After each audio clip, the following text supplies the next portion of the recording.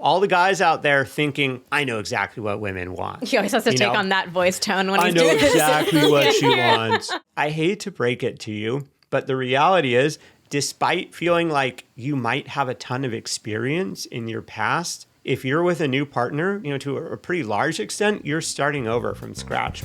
Welcome to Sleeping Around, where we offer a peek behind the curtain of modern sex and relationship therapy and research, bringing you insights and conversations otherwise reserved for the therapy room. I'm your host, Elena Joy, a Master's of Counseling Psychology student, content creator, and lifelong sex and relationship nerd. Enjoy the episode. Hello, everybody. Welcome back to another episode of Sleeping Around. Today, we are talking with New York Times best-selling authors Vanessa and Xander Marin.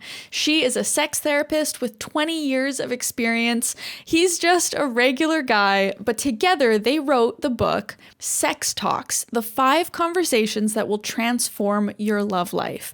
And that is what we talk about in today's episode.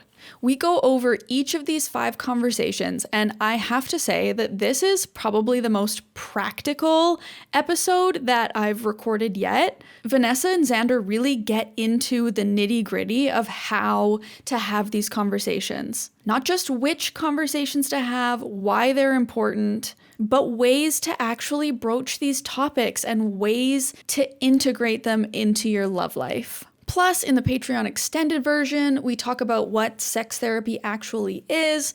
We talk about painful sex and what to do about it. It's really just a nugget-filled episode, and I think that you're really going to enjoy it. I did want to flag that we use a lot of cis-normative language in this episode, so when we're talking about women, we generally mean folks with vulvas, folks with vaginas, and when we're talking about men, we generally mean folks with penises, folks that have been socialized as men. All of that being said, this was an excellent conversation, and I hope that you enjoy it.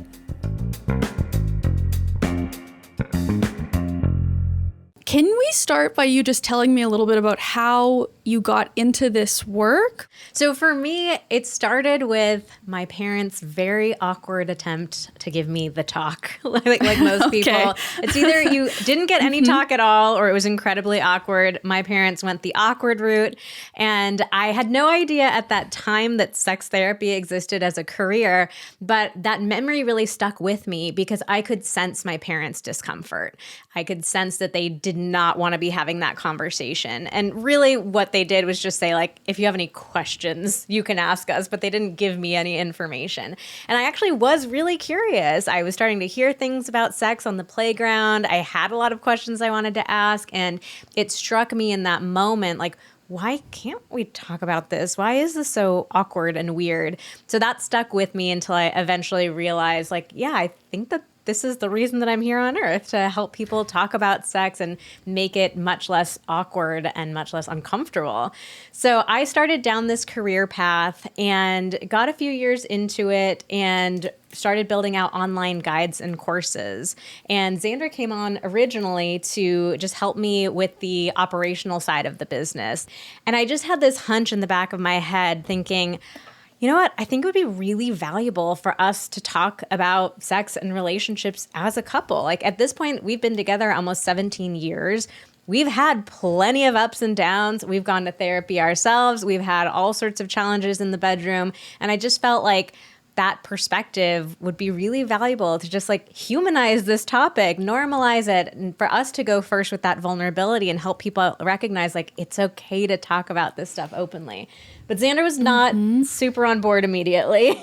I was not on board immediately because I mean, rewinding it back, like when I first met Vanessa, I had no idea that this was a career option. I mean, I met Vanessa and she was like, "Oh, I'm, studying to be a sex therapist. I want to be a sex therapist." I was like, "Wow, that sounds so cool." And in my mind, I'm thinking, this sounds like a really cool tidbit to tell my guy friends because they're going to think I'm really cool for dating someone who's into sex. I did not think it was cool to try to apply whatever, Vanessa was working on or talking about with her clients who had problems, like real quote, problems unquote. to my sex life. Because I grew up thinking, hey, I'm a guy. I'm supposed to know what I'm doing. I'm supposed to have my shit together. I'm supposed to be able to give her a really good experience. And that's like my value as a man. That's my value as a sexual being, right? So, it's kind of confronting to me when we confronted some of our own issues in the bedroom. It was like, wait a second, I'm supposed to have this all together. And I didn't really want to acknowledge or talk about what was going on. So it took us kind of a long time of bumping our heads against the wall before I was really willing to talk openly about it and go into couples therapy and get some help. But the more and more we started talking about it, and then, fast forwarding, the more I started getting involved in the business and just talking openly with Vanessa about, sex, whether it was our sex life or other people's sex lives, I started realizing oh, wow, this is actually really fun to talk about. We feel so much closer and we're having more sex, we're having better sex. So then it turned from the scary thing into this actually really fun and connecting thing that we get to do together. This is neat to have the perspective of the partner who's not the one suggesting couples therapy or sex therapy or wanting to open the conversations. Because on this show, on other shows, I think we hear the perspective of either the expert, the therapist, the one who's saying this is how you have those conversations, or the listener is generally the person going, I would like to have these conversations. How do I start them? So I think it's really valuable that we have also now the perspective of the person who's saying, my partner wanted me to have these conversations. My partner was working in this field and I was a bit resistant. In your book, you talk about the 5 conversations that will change your life or that are the most important for couples to have. Let's start there. Can you tell me a little bit about those? Yeah, I mean, I'm glad you're pointing that out because in most couples, you're on different timelines about wanting to work on your sex life versus not. And I think that's something that can really trip a lot of us up. I'm so ready to talk about this and my partner is super resistant. So that's definitely something that we talk about in the book as well, just normalizing it's okay. You may have had more time to think about this or get on board with it, and your partner, just might need a little time too. Right. So in the book, I think everybody knows that we should be talking about our sex lives. When you're up late at night, Googling in incognito mode on your phone, how to bring the spark back.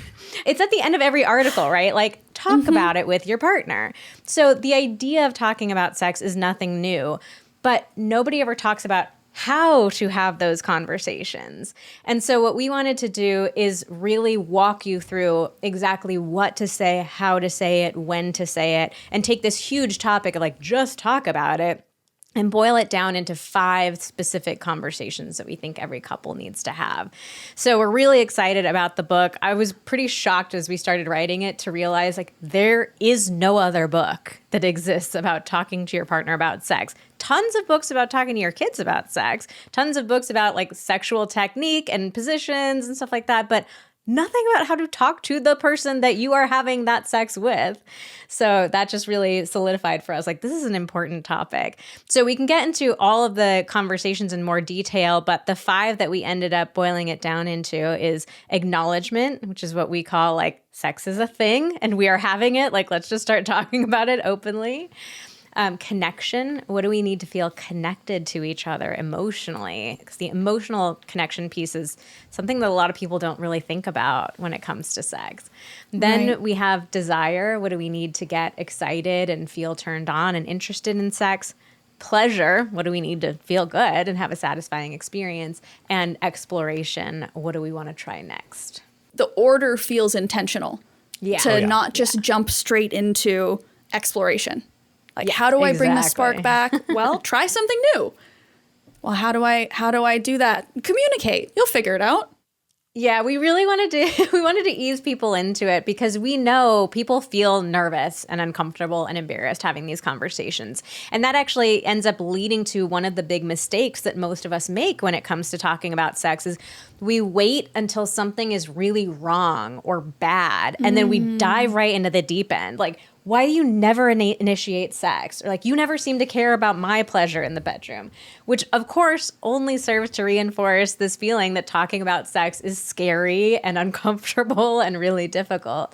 So instead we take this completely different approach and we want to ease you into it. And so in that acknowledgement conversation, you actually start by just talking about sex in a general way. So we don't need to have any sort of goals or agendas. We're not making any criticisms or complaints. We're not even giving any feedback. It's just starting to get comfortable with it as a topic of conversation. And even from there, like only talking about it in positive ways. Like one of the specifics from that conversation is we have couples talk to each other about like, what were some of your favorite sexual memories with me? So just recognizing like, oh, we can like build this foundation here of talking about sex can feel flirty. It can feel fun, lighthearted. It doesn't have to be so scary and serious. Yeah, I think so many people are tempted to jump ahead to like the desire, pleasure, or exploration one. But if you haven't done the acknowledgement and the kind of connection piece of things, then what often happens is like, you express something around the way sex is initiated or around how, maybe sex doesn't seem as pleasurable for me as it does for you. And all of a sudden, like, the other partner is like, whoa, we have never broached this topic before. Like, we have zero history of like conversations about sex. There must be something deeper behind this. Like, what is my partner really meaning? And, we start taking things personally. We blow it out of proportion when we have that baseline of like, okay, yeah, sex is a topic that we actually do talk about regularly in a, neutral to positive way. So I'm not immediately on guard, and like we have a much better understanding of like how to maintain emotional connection between us. So, it's not feeling like I'm being attacked. We have this goodwill that we've built up with each other. So yeah, that order is so intentional and really so important. And, trying to skip around can actually end up causing, more harm than good. It makes sense because, like you said, if it's not a conversation you've ever had before, even if you're jumping in trying to have a positive conversation, it may feel like there must be an ulterior motive, like you said, because it's like, we don't talk about this. Yeah, where's this coming from? Where's this going? Yeah. Okay, so you have the conversation acknowledging we have sex together. This is an experience we share. We can talk about it. What does the connection conversation look like? So that's when we start talking about emotional intimacy. And like I was saying a minute ago, it's something that a lot of people don't think about when they think about sex. Like we have this tendency to compartmentalize it. We think of sex as it's just this thing that happens in our bedroom with the doors closed, the lights turned off at the very end of the night. Yeah, like it's just a physical thing. Yeah, it's just a physical thing. And we don't think about like how we interact with each other all throughout the day. But we really deeply believe that emotional intimacy and physical intimacy are two sides of the same coin. And so when we talk to couples in long-term relationships, we'll say, tell us, like, what does a day-to-day look like between the two of you? And for the average couple, it's pretty bleak these days. It's like, well, we feel more like roommates than romantic partners. All of our conversations are pretty logistical. Like, we're talking about schedules and the kids and what's on the to-do list and what do we need from the grocery store. We don't have really, like, date nights anymore. We don't really touch each other that much. And then these same couples will say, like, but what's wrong with us that we don't want to have sex with each other at the end of the night? We think like, well, why would you want to?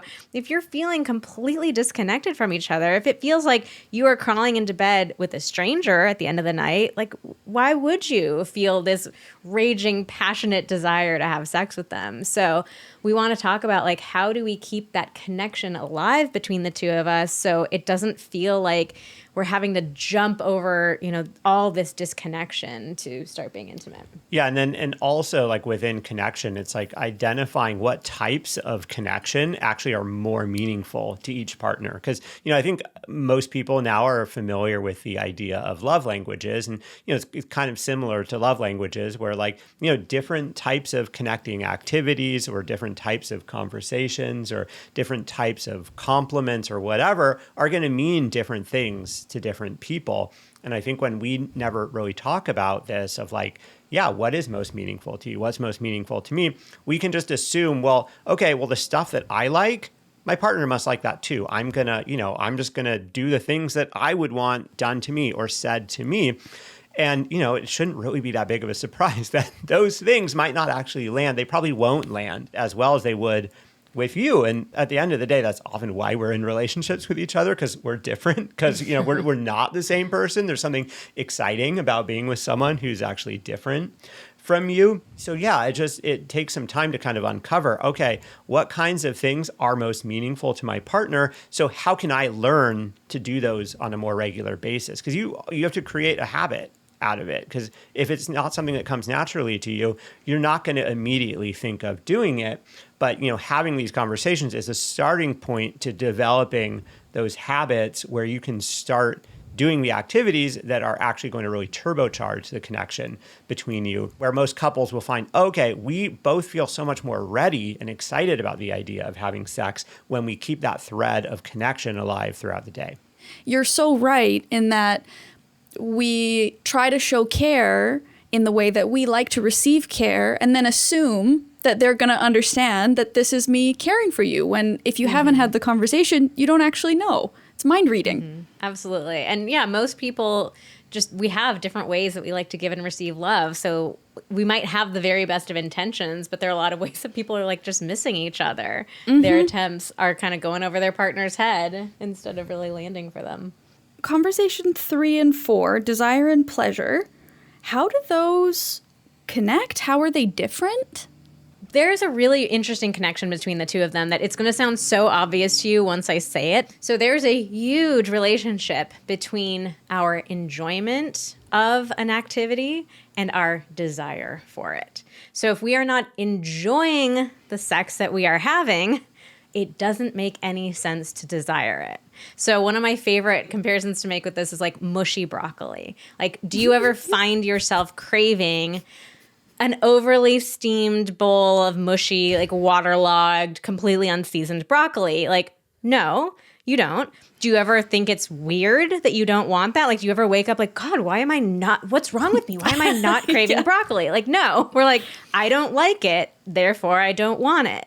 But we have to be really honest with ourselves. Like, a lot of us are having sex that is kind of the equivalent of some waterlogged broccoli and then beating ourselves up for not desiring it. Like, what's wrong with me that I don't want it? And we see this especially with women. And there's so many dynamics that we can get into around that. But, a lot of us women just are not enjoying the sex that we're having. There's even research showing that in male-female relationships, there's a huge orgasm gap. And so, yeah, if we're not enjoying that sex, like it just doesn't make very much sense to crave it. I think that normalizes and also kind of explains, helps us to understand of low desire and how low desire might creep into a relationship over time.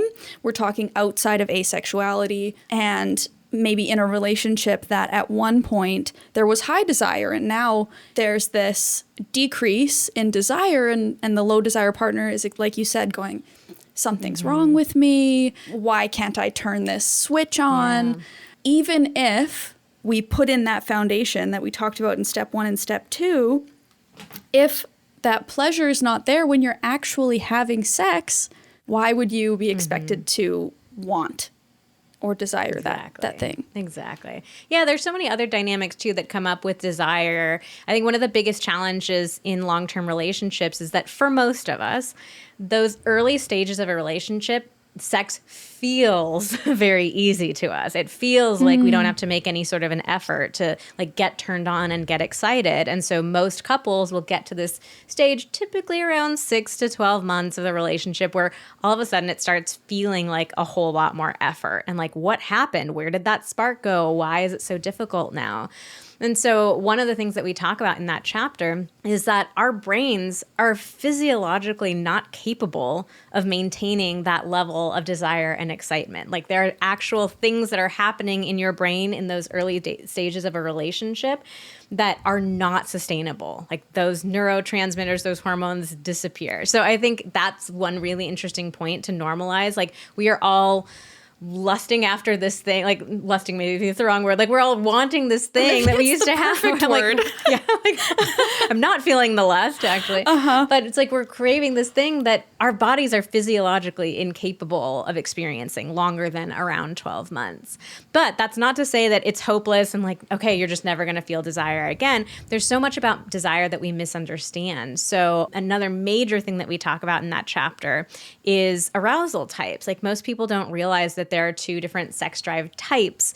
One is called spontaneous and one is called responsive. And they're based on where we feel excitement first. So we can get turned on mentally, the idea of sex sounds good, and we can get aroused physically, like our bodies start preparing for sex. Nipples get hard, vulvas get wet, penises get hard, that kind of stuff happens. And so spontaneous desires, that's how we only ever see sex on TV and in the movies. That's where the mental desire comes first. So it's just that kind of like out of nowhere, sex sounds good, or like we look at each other from across a crowded room and it's just game on, right? 17 years later. Yeah. Responsive desire is also a desire type, and that's the exact opposite, where we have to feel arousal in our bodies first before the idea of sex sounds good.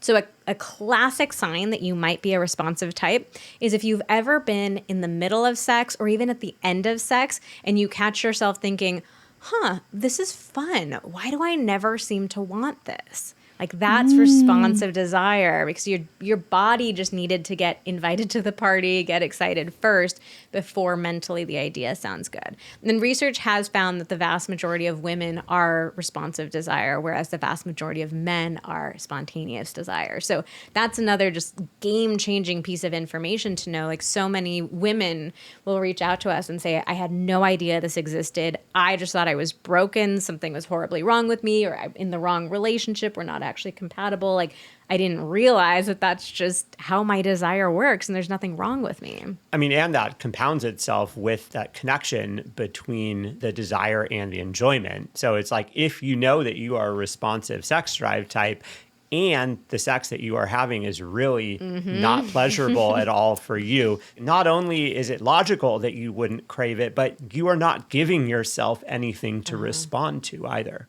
And you know what's going to put a pep in your step? Today's sponsor, Love Honey. I need to talk about the Womanizer Blend. You guys know Love Honey is an award-winning global designer and retailer of adult toys and lingerie. They're on a mission to banish taboos around sex and pleasure and intimacy, and partnering with creators like me to share with all of you their incredible products is one way that they do that. And you can click the link in my description to check out their whole range of toys. But this is one by Womanizer, who is the OG of the like suction air pulsation technology. Your typical kind of classic toy is the vibration, right? But that doesn't work for everybody. And so Womanizer changed the game when they introduced toys that use a sort of air pulsation to simulate a kind of suction sensation. And so they have toys that are that alone. But this is called the Blend for a reason. This piece is used for internal stimulation, and this does vibrate if you wanted to. And then this piece is used for external stimulation, and it does that air pulsing. The toy has two separate motors, so each of these pieces is controlled separately, and the name is inspired by its purpose: achieving a blended orgasm. And if you spend $59 or more, you can get a free Love Honey Power Play vibrator. Use the code ElenaBF and get yourself, or get someone else, an early holiday gift. I've had conversations about, I've read about the different response types. I've never heard it put like that, where one is that the mental aspect comes online first, and then the other is that the body has to get involved first. I think that's a really helpful description. Yeah. So like one of the huge mistakes that people make, especially if one or both partners in a relationship has responsive desire, is the question that we ask. The way that we initiate sex so very often is like, do you want to have sex? And implied in that is usually right now. Yeah. So imagine now, if you are responsive, well, the answer to that question, I know right now, the answer is no, because you haven't had anything to respond to, right? It's a mental question that you're asking somebody. Yeah. So for a spontaneous person, that could be super exciting because someone asks you that question and it's like, oh, boom. Yeah, the idea is in my head about having sex. Yeah, that sounds great. But yeah, if you're responsive, do you want to have sex right now is 99.9% of the time, the actual answer in the moment is going to be no. So it's like, how can we shift the question to account for the fact that most women have responsive desire, and maybe ask about like, hey, are you open to the idea of getting turned on? Are you open to the idea of sex sometime today? What could we do to get us excited about having sex, about being intimate? Yeah, kind of bouncing off of that, another huge mistake that a lot of us make is we try to initiate in those exact moments. Like, do you want to have sex right now? It's now or never. Now or never. Yeah. And it just puts a lot of pressure on you. It's like a feeling of getting like a pop quiz. Like you're sort of taken aback in the moment of like, oh, you were thinking about that? I wasn't thinking about that. And now I'm already behind. I already feel like I've lost. And there's a right and a wrong answer. Exactly. Yeah. And for us, it feels so much better to have a more extended initiation where there's not that pressure of like, yes or no, are we doing it or not in this moment?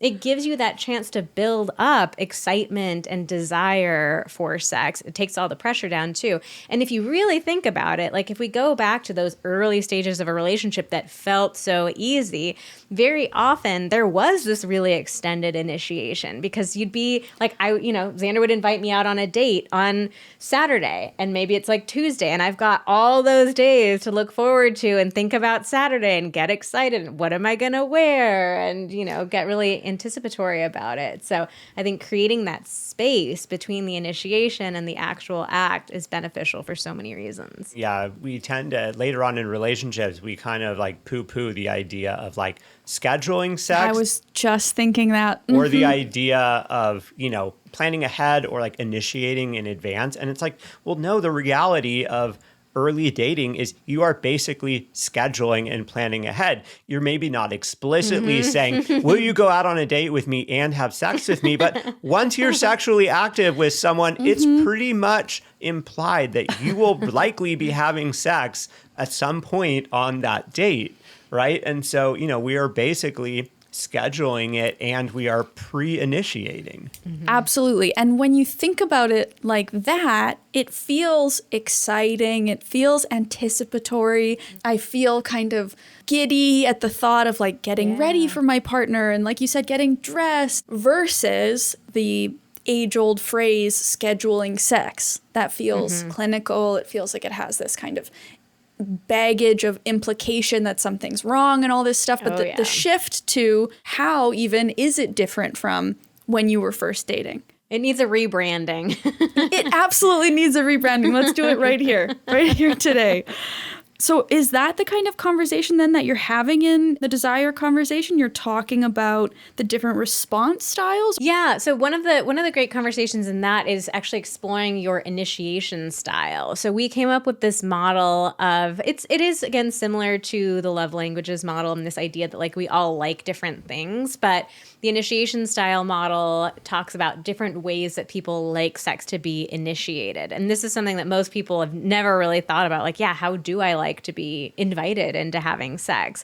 So it gives you this framework to talk about like what specific types of initiation you like, what feels more exciting to you. Even just hearing you describe that, there's this kind of like excited, anticipatory feeling. It feels very positive, which continues to build, I imagine, on this foundation. If we're talking about the kind of conversations as stepping stones, turbocharging, it feels like everything so far has been very kind of positive feedback. And then we're coming into pleasure, which I'm guessing is a similar vein, vibe. Yeah. So pleasure is definitely one of our favorite conversations because that's one of the main reasons why we like to have sex. It's supposed to be an experience that feels good. But unfortunately, like most of us are having sex that doesn't feel particularly like exciting or pleasurable or connecting. We recently polled our community. We asked people like, do you wish your sex life was more pleasurable? And I can't remember the exact number. It was either 93 or 97% of people said yes. Yeah, it was in the 90s, which was just absolutely wild. Oh, yeah. If you really think about it, like we all feel like we're supposed to be amazing in bed. Xander was talking about it a minute ago about like the expectations he felt on his shoulders, like as a man, like this is my responsibility to deliver a great experience. Like we all feel like we're supposed to be great at sex. But where did we ever learn? Like, where did we ever learn the skills? And so that's a huge part of the reason why we have the business that we have. And, we love teaching the technique aspect of it to really take the shame away from it. Like, You were not born being incredible at sex. We can even compare it to other skills because we really think of sex as a skill. Like, nobody expects to come out the womb knowing how to play the guitar. Or if I wanted to learn how to speak Russian today, I wouldn't expect myself to just immediately know how to do it. Like with other skills, we recognize it's something that takes practice and learning technique and, taking a little bit of time on it. So that's what sex is as well, is something that we need to develop. So in that chapter, one thing that was really important for us to discuss is female pleasure and how female pleasure really works, especially in relationships between a man and a woman, because all the crap that we see on TV and in the movies about what sex is supposed to be like, it's so heavily focused on male pleasure.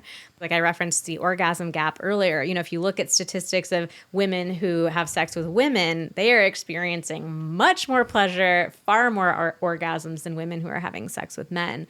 So really trying to break that down for people and help people recognize, like, it's not that female pleasure is complicated or mysterious or so much more difficult than male pleasure.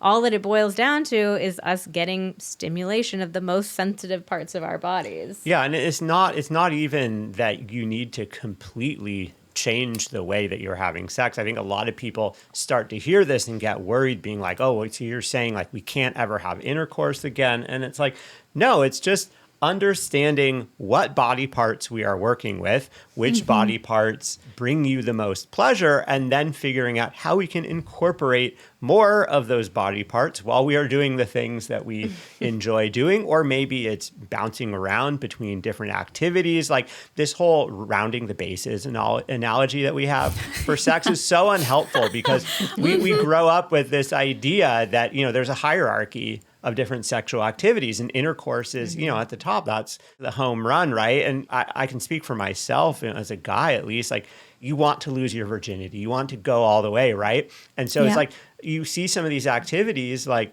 manual and oral sex, and you kind of think of them as lesser than. Like, I want to be getting intercourse, I don't need to be getting these other things. And so, you kind of make that same assumption to your partner. Like, if I'm with a woman, like, oh yeah, well, she'd much rather have intercourse. Like, she doesn't want oral sex, or she doesn't want to be fingered, right? And it's like, well, actually, those activities are much more likely to be way more pleasurable and orgasmic for them. So yeah, how can we incorporate all of that into the experience? Yeah, another really interesting stat that we got from our community, we polled women and asked, is intercourse the most pleasurable activity for you? And 91% of women said no.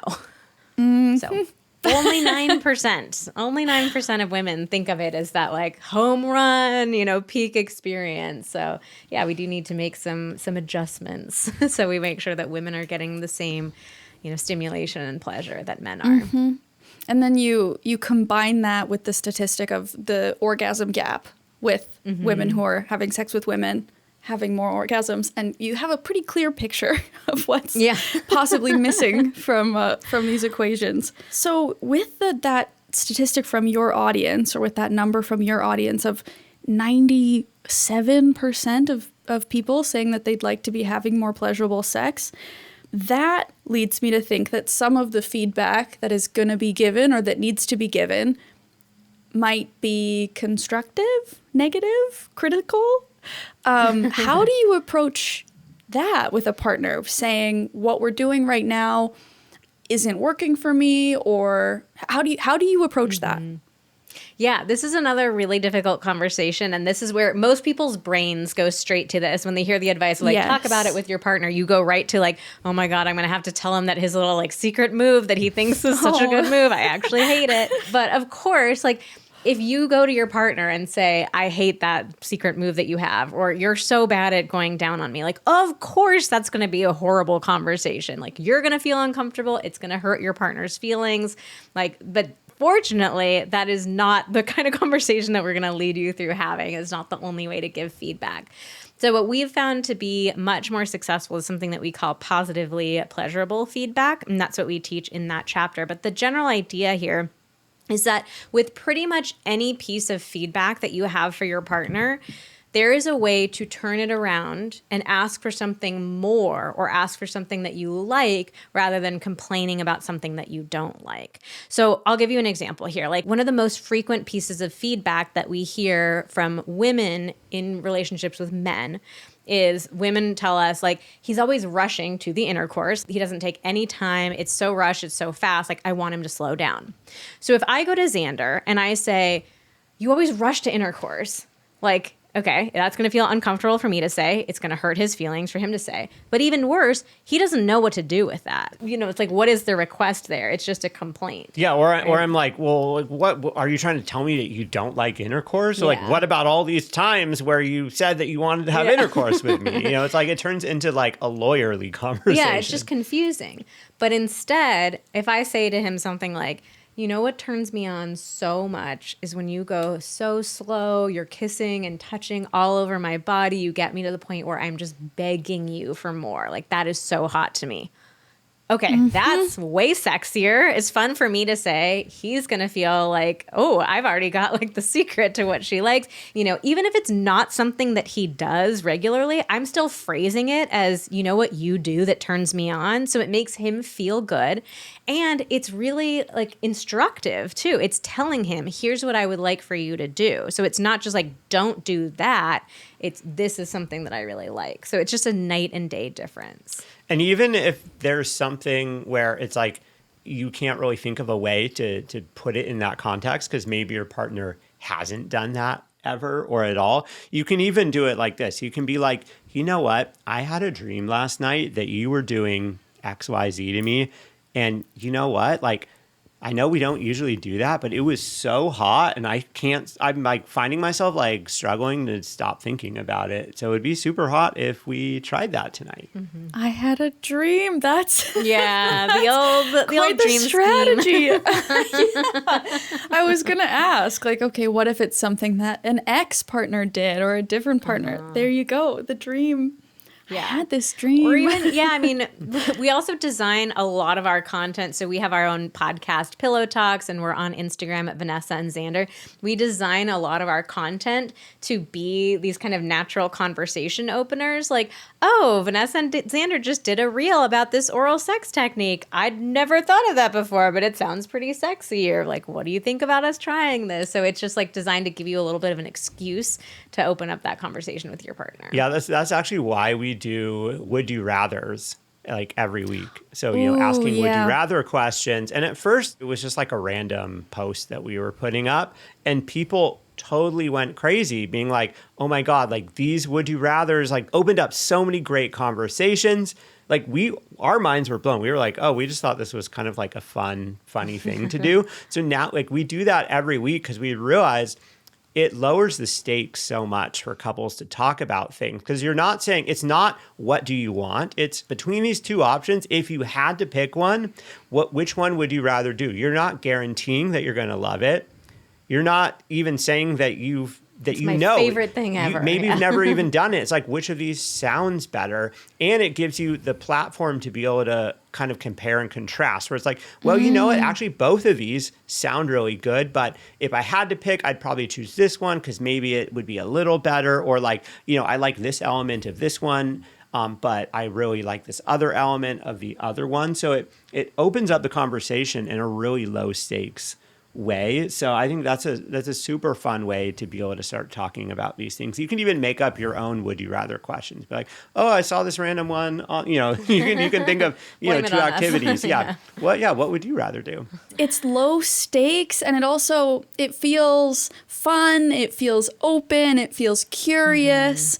Very different from kind of where I started the question of like critical, you know, negative, constructive. For everybody at home, their podcast, their social media, all of that will be linked in the description. It'll be linked in the show notes if you want to check out any of this. I know I'm going to be going and reading those would you rathers after we're done recording. So the pleasure conversation is around these are the things that I love when they happen. Am I understanding that? That, and also it kind of ties into the next conversation around exploration too, because I think one of the challenges that comes up is a lot of us feel like we're just supposed to know exactly what we want our partner to do. Like it feels like I've got to write out a list of like, okay, here's my 20-step manifesto for how to bring me pleasure and like give it to my partner. When the reality is like a lot of us don't really know. We, especially women, again, we hear so many women who are like, I don't know what to ask for my partner. I don't know what works for my body or what I like.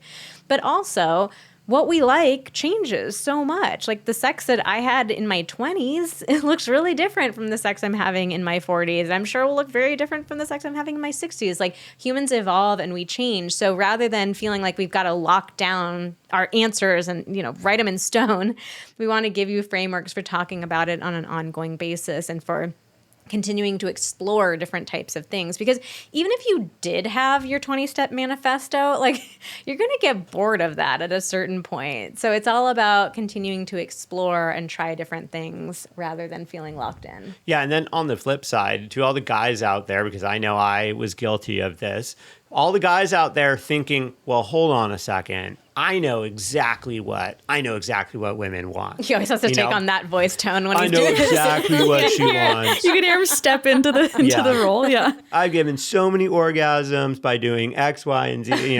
I know exactly what to do. It always works. Well, I hate to break it to you, but the reality is everybody's bodies are different, and especially with women and clitoral stimulation and vaginal stimulation, the anatomy really plays a role in like what is going to be most pleasurable, plus just personal preferences. So there is really no one way to be good at sex.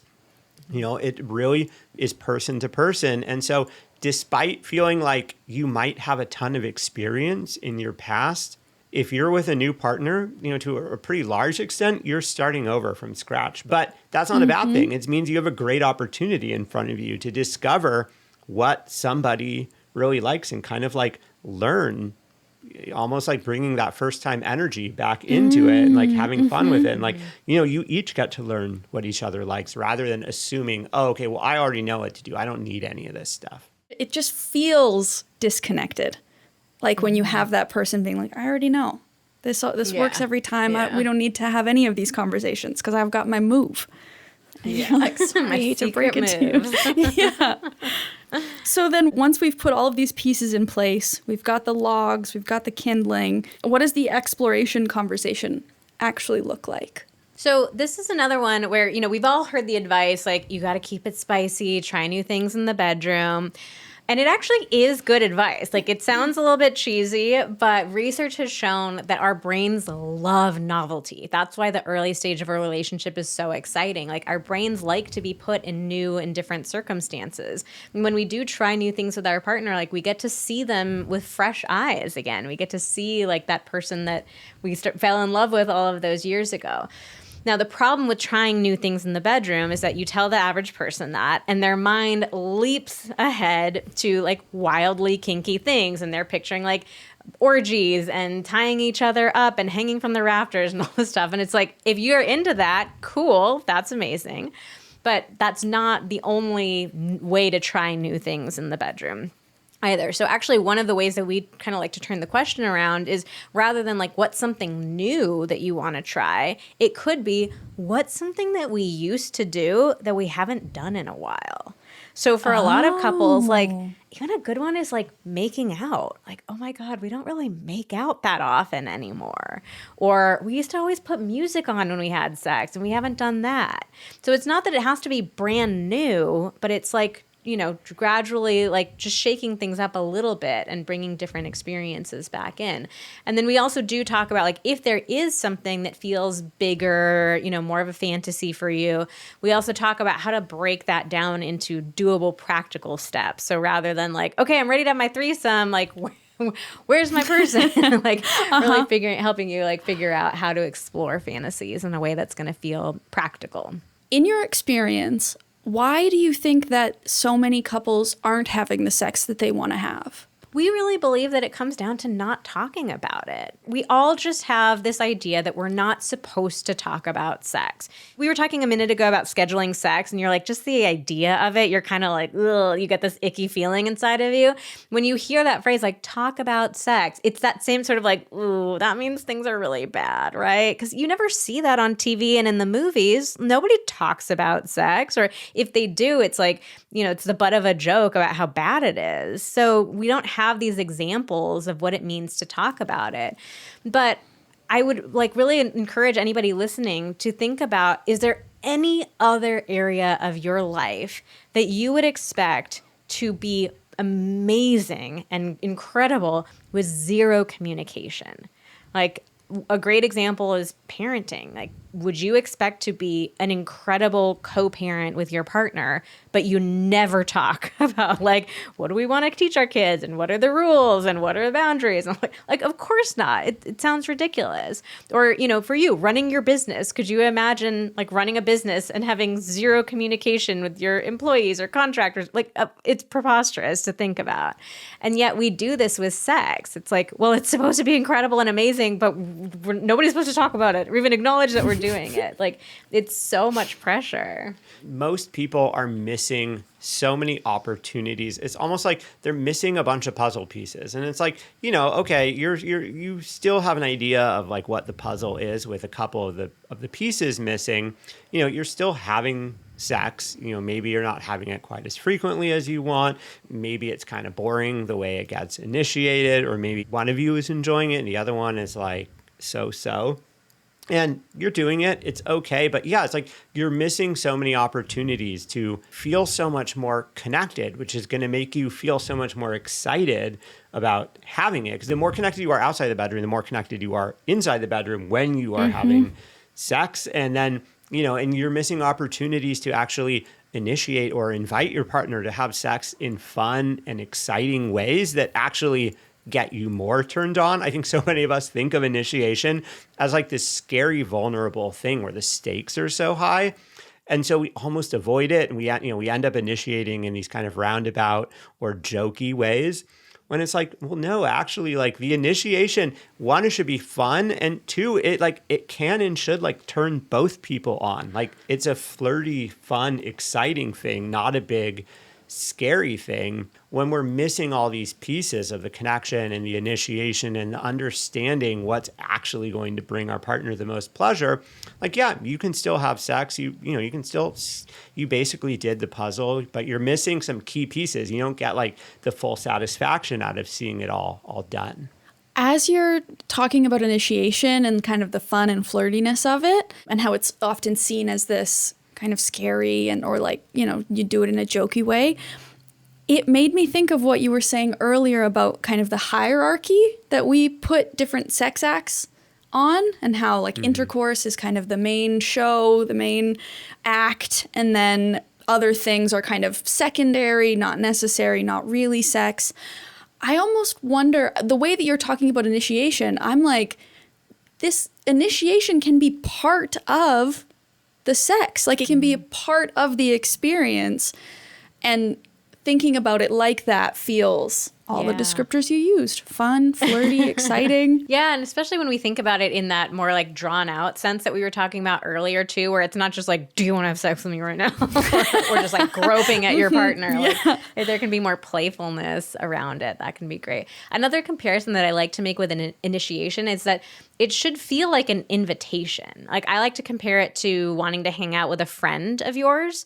So like, you're not going to call up a friend and be like, I guess it's like been a while since we've hung out. Like, we should probably do it, right? Like, it's so you should sad. probably come over like right now. Yeah, sad or guilting. Guilting. Yeah. And your friends can be like, I mean, do you actually like want to hang out? Right? But instead, if you're like, oh my gosh, hey, there's that new restaurant that's just open around the corner. Do you want to come check it out with me? Like, when you're excited to invite your friend to do something, when you're sharing like an exciting thing that you want to do with them, like, it's just a totally different kind of vibe. Okay, this has all been so helpful and concrete, which I really appreciate.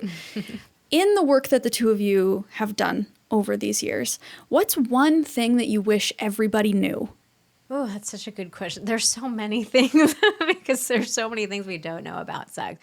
I wish that everyone knew that they're so normal. I think that's the most, it's the most common question that comes up. Like, is this normal? And we hear it about the most mundane things. Like, is it normal that I want my partner to make out with me a little bit more often? Is it normal that I wish my partner would say nice things to me? It's funny because at the same time, I really don't like the word normal when it comes to sex. It's like there both is no normal and everything is normal at the same time. But I just wish people knew that whatever it is that they're desiring or wanting, like, it's okay. And I promise you, you're not the only person on the planet who wants that. Yeah, and I'd say that sex doesn't have to be this like a big, shameful, scary topic. So, whether that's like, religious shame from growing up, or whether that's just the shame of, seeing the way sex is portrayed in TV and on the movies, and, sort of these gender stereotypes of like, okay, well, like the man is supposed to know what he's doing and lead the experience. And, the woman's like kind of supposed to want it, but not really want it, and kind of like be the one slowing things down and whatnot. Like, this doesn't have to be this big, scary thing where we are supposed to play this one role that actually doesn't really feel good or, make either of us happy. So yeah, it's actually just, it can be a super fun, light topic that is just like, it's just about pleasure and connection and doesn't have to be about all this bigger stuff. Mm-hmm.